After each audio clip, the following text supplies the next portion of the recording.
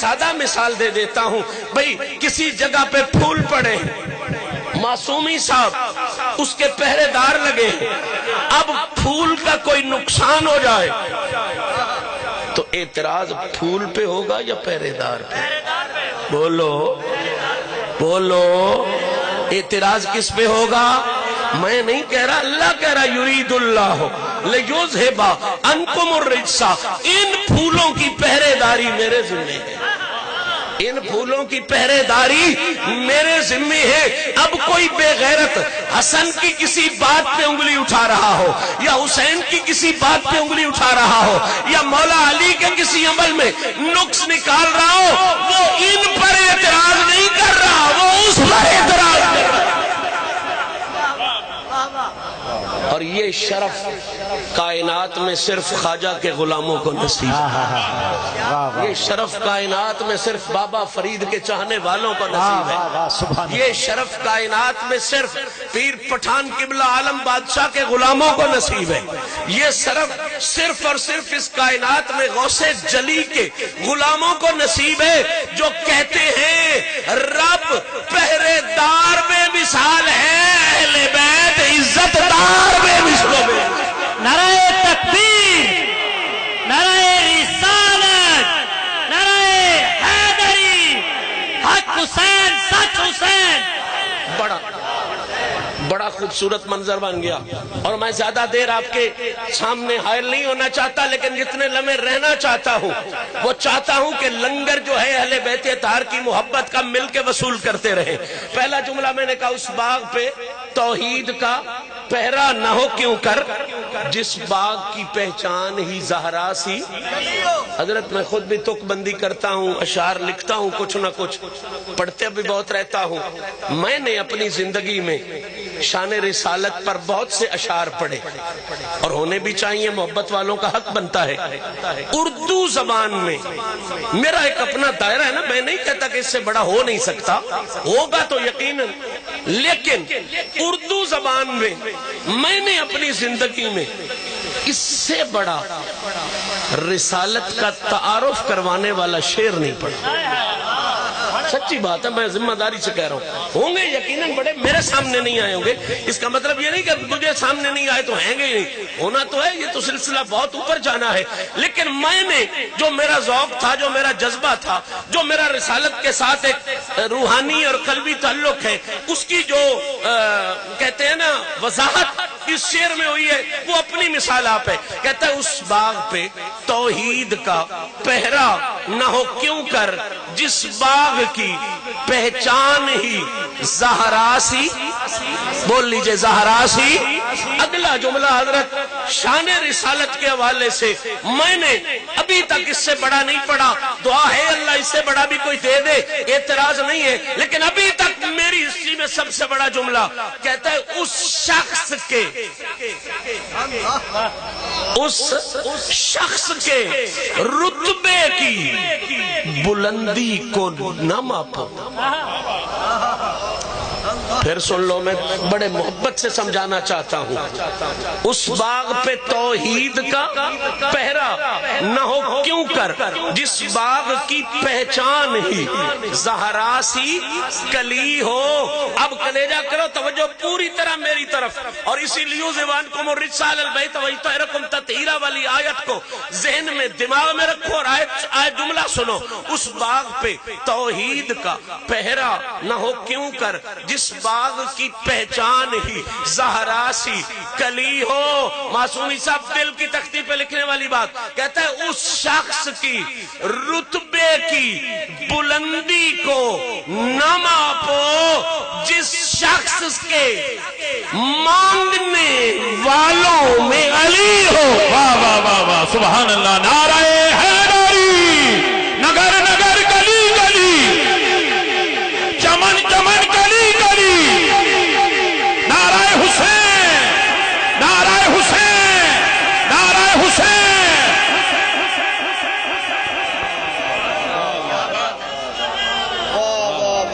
اس شخص کے رتبے کی بلندی کو کیا خوبصورت تعارف ہے شان رسالت کا اس شخص کے رتبے کی بلندی کو نہ ماپو اور جس شخص سے مانگنے والوں میں علی ہو، جس شخص سے مانگنے والوں میں علی ہو۔ میں نہیں کہتا علی کا تعارف وہ رکھو جو شیعہ حضرات کرواتے ہیں، میں نہیں کہتا علی کا تعارف وہ ذہن میں رکھو جو سنی حضرات کرواتے ہیں، میں یہ بھی نہیں کہتا علی کا تعارف وہ رکھو جو نصیری کرواتے ہیں یا کوئی مسلک کوئی مکتب فکر کرواتا ہے۔ میں اس سارے جھنجٹ کو وہیں چھوڑ کر اتنا سوال کرتا ہوں، صرف علی کا وہ معنی پڑھ لو جو لغت والے بیان فرماتے ہیں۔ مسلک چھوڑو، مکتبہ فکر چھوڑو، جھگڑے چھوڑو، اختلاف چھوڑو، سارے فتوے چھوڑو۔ بھئی لغت تو نہ شیعہ ہوتی ہے، نہ سنی ہوتی ہے، نہ وابی ہوتی ہے، وہ تو ڈکشنری ہے، ڈکشنری تو ڈکشنری ہے۔ اب اس میں شیعہ سنی وابی دیوبندی ہے حدیث والا چکر کوئی نہیں۔ لغت پڑھ لو، لغت پڑھ لو، لغت پڑھ لو، صرف باغیرت انداز میں علی کا معنی پڑھو۔ یہ ذہن میں رکھتے ہوئے کہ اس ابو طالب کے بیٹے کو علی صرف مکے والے نہیں کہتے تھے، مصطفیٰ بھی اسے علی کہتا ہے، خدا بھی اسے علی۔ واہ واہ واہ واہ سبحان اللہ، واہ واہ واہ، کیا کہنے شاہ صاحب، کیا کہنے، واہ واہ۔ بھئی میں تو کسی کو کچھ کہہ دوں تو میرا تو کہنا کسی کام کا نہیں ہے۔ اس علی کو علی نبیوں کا سلطان بھی کہتا ہے، اس کا مالک رحمان بھی کہتا ہے۔ اب سن علی کا ترجمہ لغت کے حوالے سے تیرے ذہن میں مسئلہ کھل کے آ جائے۔ لسان العرب ہے، ابن منظور افریقی ہے، علی کے لفظ پر بہت سا لکھا اس نے، عین لام وا الو علی، اس حوالے سے بہت سا لکھا۔ جس جگہ پہ کنکلوژن نکالا، نچوڑ نکالا، وہ میں کنکلوژن نچوڑ آپ کے سپرد کر دیتا ہوں۔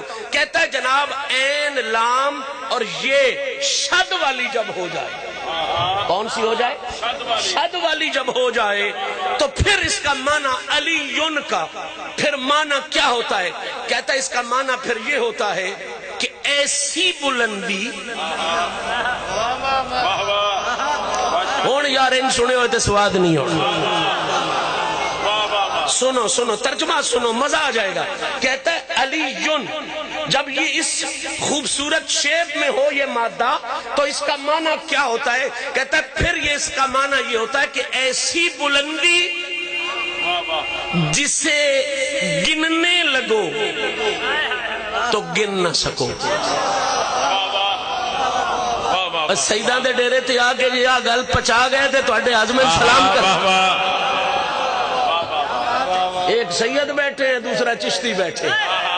سید کو دوری موج ہے، اس کا نسب بھی علی سے ملتا ہے، نسبت بھی علی سے ملتی ہے۔ اور یہ جو میرے پیرزادے بیٹھے ہیں ان کو بھی یہ شرف حاصل ہے کہ یہ بھی صبح جب شجرہ شریف پڑھتے ہیں نا تو بطور طریقت اور بطور شجرہ نبی کے بعد پہلا نام علی کا پڑھتے ہیں۔ واہ واہ، نعرہ تکبیر، نعرہ رسالت، سیدی مرشدی، من کنتو مولا، من کنتو مولا، کعبے کا گوہر، زہرا کا شوہر، حسنین کا بابا، حسن کا مولا، سجاد کا مولا، باقر کا مولا، علی علی، جعفر کا مولا، علی علی، قاسم کا مولا، علی علی، رضا کا مولا، علی علی، تقی کا مولا، علی علی، نقی کا مولا، علی علی، مہدی کا مولا، علی علی۔ توجہ فرمائیں، میں علی کا لغوی ترجمہ کر رہا ہوں، میں ابھی شرعی ترجمہ کروں تو بات شاید اس سے بھی اوپر چلی جائے۔ میں ابھی لغوی ترجمہ کر رہا ہوں، شرعی کرنے کا تو شاید اوقات ہی کسی کے نہ ہو، اور عرفی اور اصطلاحی اور علی کی ذات کو دیکھ کے کرنے کی بات کروں تو شاید کسی کی اوقات ہی نہ ہو۔ میں تو ابھی لغوی کر رہا ہوں، اندازہ کرو علی کسے کہتے ہیں؟ کہتے ہیں علی کہتے ہیں جب یہ مادہ اس شیپ میں آتا ہے تو کہتے ہیں ایسی بلندی کو جس کو گننے لگو تو گن نہ سکو۔ حد کر گیا وہ بھی، کہنے لگا جسے تولنے لگو تو تول۔ ایسی بلندی جسے گننے لگو تو گن نہ سکو، جسے تولنے لگو تو تول نہ سکو. آخری فکرہ اور کمال کا کہتا ہے جسے ماپنے لگو تو ماپنے لگو تو ماپ نہ سکو. تمہارے پاس کسی بھی چیز، بڑے سی بڑی چیز کو ماپنے کے تین ہی پیمانے ہیں نا، یا اسے گن کے، یا اسے تول کے، یا اسے پیسوں کو تولا نہیں جاتا. کیا کیا جاتا ہے؟ دال کو گنا نہیں جاتا. کیا کیا جاتا ہے؟ اور زمین کو ماپا جاتا. جتنی کوئی بڑی چیز لے آ، یا وہ گنی جائے گی، یا وہ تولی جائے گی، یا وہ ماپی جائے گی. اب میں جملہ کہہ رہا ہوں دھیان سے. لغوی معنی علی کا یہ ہے کہ اتنا اونچا ہو اسے گننے لگو تو گن نہ سکو، تولنے لگو تو تول نہ سکو، ماپنے لگو تو ماپ نہ سکو. اب کلیجہ کر ہم سنیوں کا عقیدہ کیا ہے، اور یہی تو ہم سمجھاتے ہیں. جب ہمارا علی ایسا ہے تو ہمارا نبی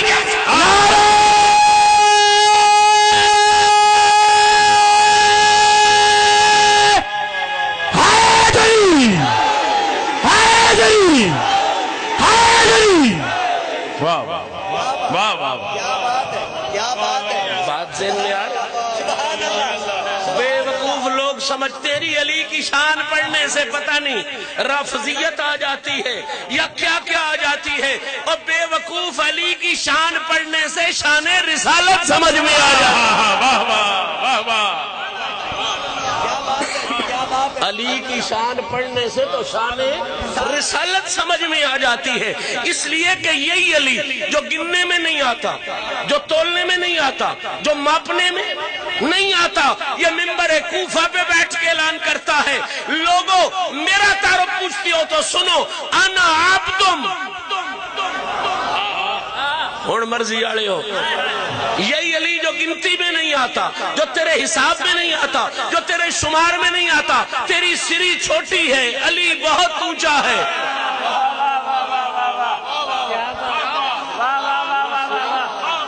چھوٹی ہے، علی بہت. بھئی تیری سری کے یہ پیمانے نہ گن لوگے جی، تول لوگے جی، ماپ لوگے، یہ تیری سری کے پیمانے ہیں. اب علی تو تیری گنتی میں آ نہیں سکتا، تول میں آ نہیں سکتا، ماپ میں آ نہیں سکتا. اس کا مطلب ہے سری چھوٹی ہے، علی بڑا ہے. سری چھوٹی ہے، علی. اور میں تو بڑی احتیاط سے کہہ رہا ہوں، علی تو علی ہے، تیری سری تو ولی سے بھی چھوٹی ہے. حضرت میں تو بڑی احتیاط سے کہہ رہا ہوں، سری چھوٹی ہے، علی بڑا ہے. اور تو علی کو اگر اس سری کے تولنے ماپنے کے حوالے سے لے چاہے تولنا تو یوں سمجھ لے جس طرح سنارے والی ترکڑی لے کے تو لکڑی کے ٹال پہ چلا جائے اور پٹھانوں کو کہے اس پہ مجھے 20 من لکڑی تول دے. پٹھان لکڑی نہیں دیں گے، تجھے ڈنڈے دیں. اور تیرا دماغ خراب ہے، تیری ذہن ٹھیک ہے، اپنی ترکڑی دیکھ، لکڑی کا وجود دیکھ. اپنی ترکڑی دیکھ، لکڑی کا. اور تیری ترکڑی اتنی رتیاں تولنے والی ترکڑی ہے، یہ ماشے تولنے والی ترکڑی ہے. اس پہ من اور ٹن نہیں تولے جا سکتے، نہیں تولے جا سکتے. تیری سری کہاں میرا علی، تیری سری کہاں میرا علی کا.